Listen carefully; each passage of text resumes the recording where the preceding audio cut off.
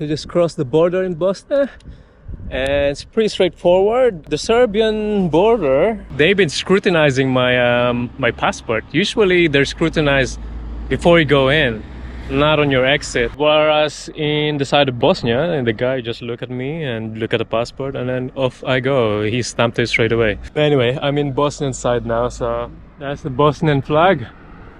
Looks very similar to the Serbian national flag. Oh my god, it's so hot.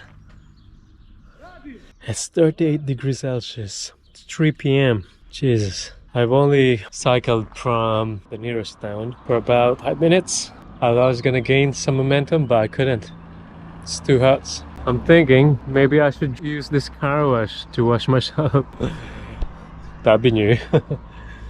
I need a shower. Desperately. Interesting. The name of the people are Muslim. I can see Omer, Ramos, Yusuf, Mustafa, Osman, Hassan. Yeah, so it looks like Bosnia and Herzegovina are Muslim concentrated countries or areas, whereas Croatia and Serbia are more on Christianity. But as the guy told me earlier that lives in Belgrade, he said we're all the same, we look the same, we eat the same thing, it's pretty much the same, we get along. It just so happens that we have different religion resulting from the wars in the past. As you can see, I'm dripping in sweat. It's 38 degrees on the town that I just came by, and then since then it's still hot. It's now 4 p.m. and it's still about 35 degrees Celsius. And the heat as well, it's kind of sapping my energy. Sometimes heat gives you energy when it's just too cold in certain places, but too much of it, like in here, kind of saps the energy out. It's odd, it's weird, and that's why I hydrate myself, drink a lot of water. It's also interesting how they managed to combine an Islamic name, as you can see here, Mustafa. A lot of the Balkan names ends with ik. I see that a lot in Croatia too, as well as Serbia. But here, Mustafik. Very interesting, huh? I saw free-flowing water over there. Might as well grab some water.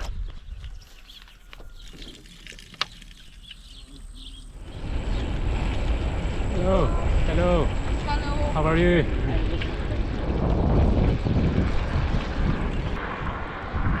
I found this spot here, which I don't think I'm gonna find again this evening. Maybe I will, but I'm kind of getting tired now. It's 5:18 in the evening. So what I'll do is just hang around here. First impression of the Bosnians and Herzegovinians. I don't know if it should be just Bosnian or should I say both? Anyway, just a bit of background. Herzegovina is in the southern region of the country, whereas Bosnia is up north, or the upper half. So this could be a good spot for camping. I'm right next to this stable and I could set up there. Or another place which is a little bit more discreet, if I may, is in this area right here. So I could be setting up there, and also I could sort of have a dip in a shallow river. That'd be quite amazing because I'm in desperate need of shower or bathe. Otherwise, I could just use this sink right here. I've got enough water, and then I could just sort of wash myself there. Not great, but it's more than what I need.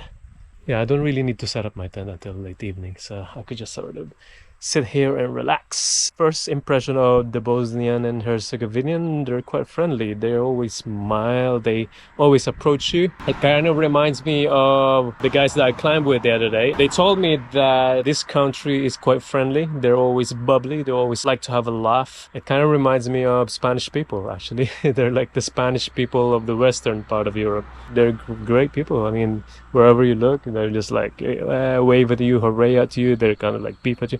It reminds me also a bit of Malaysia, actually. Funny enough, what a coincidence. Malaysia is a Muslim country, so as this country, Bosnia and Herzegovina. Although not all, though. I've seen already some monastery, like Christian monastery somewhere. I think it's a mix, but predominantly Muslim in this country. So far so good. I mean, I'm gonna be here for a while, so we'll update you for anything that I may come across or experience in this country, good or bad. Today's dinner, mushroom soup and some bread. I think that's enough for the night. And tomorrow morning I'm gonna try eat some breakfast to recover. Pretty sure next time we'll have some coffee shop with some bread.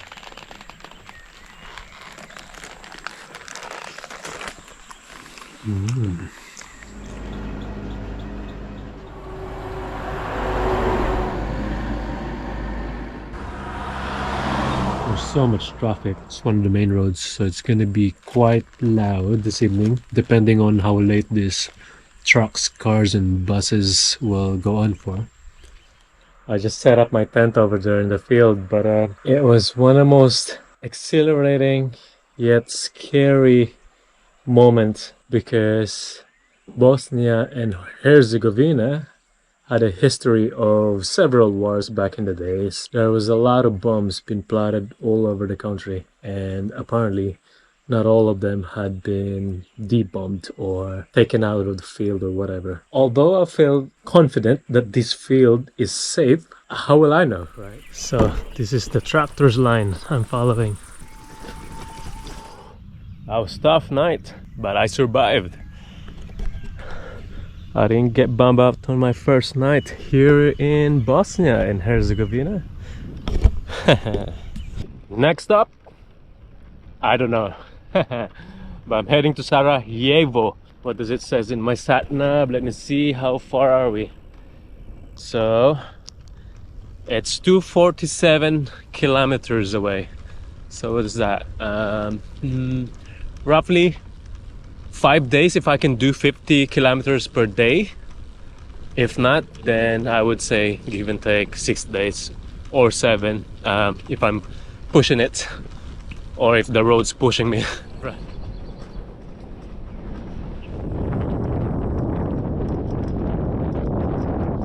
So first impression of Bosnia.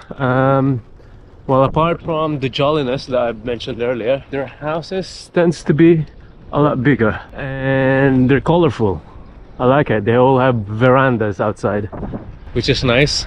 And the road is neat. As you can see, you'll barely see any rubbishes anywhere. It's a very clean country. I like it. I just sort of wish that I could speak their language though, or they could speak more of English, because they seem to be quite nice. So I'd like to try to interact with them, you know, just to kind of know them a little bit more. I don't just want to brush a broad stroke across the spectrum saying that they're all the same here at the Balkans. I'm pretty sure there are subtle differences, and I'm kind of interested to know that.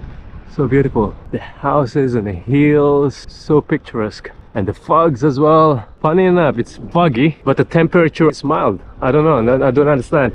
Earlier when I woke up, my tent was wet. I've waited just about half an hour and then suddenly it was dry. And then I saw fogs on, you know, high above. Something to do with moisture, humidity, I guess. Again, the road conditions really good. I barely see any potholes. What I like about it as well is right now obviously it's just enough for cars. There's no extra lay-by like a shoulder lane, but from time to time there would be. So whenever there's an oncoming traffic and a trailing traffic behind me, I would use the side a little bit like this, you know, so that I could give way on both sides. Where are we now? It's called Sekele. Okay, Sekele. Where are you guys at? What are you doing? Still sleeping, huh? I guess. Another thing that I notice in this region as well is that every now and then there's tap water, like a free-flowing tap water scattered around just by the road. It's nice because I can easily fill my water up. I can't see in this particular area, but let me show you in a bit. Oh shit, there's a tunnel coming up, and I don't like tunnels. Is it a tunnel though, or just a lay-by for food and stuff? Okay, it's just a gas station actually. It's not too bad. I thought it was a tunnel.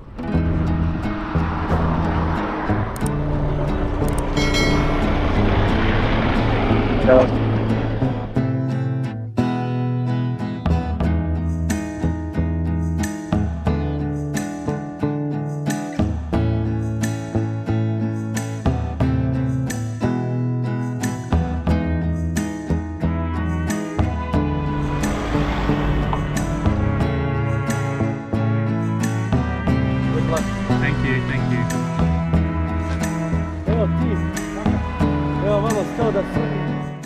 saw this property abandoned by the side of the road, and there's a couple of houses over there. The one here looks empty, but the one over there looks like there's someone. But this is quite kind of out of the way.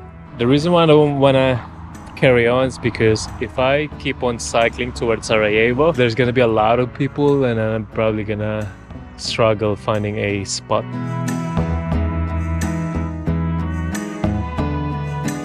Welcome to Sarajevo. 1425 days of siege, under siege. Okay, from whom? We're gonna find out.